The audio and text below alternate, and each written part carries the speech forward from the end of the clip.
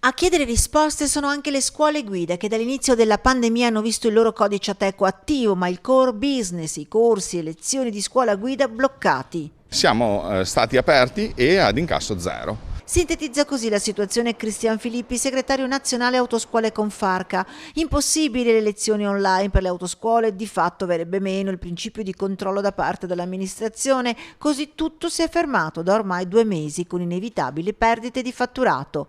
Il primo spiraglio è giunto a maggio grazie alla Regione Veneto. La Regione Veneto con una nota dell'8 di maggio ci riconsente di ripartire con le attività formative pratiche sui veicoli destinati ad uso scuola guida. La prima regione d'Italia stiamo facendo da apripista fondamentalmente nel rispetto sia dei DPCM che delle ordinanze ministeriali. Un passo in avanti, ma non basta, serve che anche la motorizzazione civile si muova. Da oggi le autoscuole del Veneto sono in grado di poter ricominciare le esercitazioni pratiche. Adesso noi chiediamo a gran voce alla motorizzazione di riprendere anche con gli esami di guida.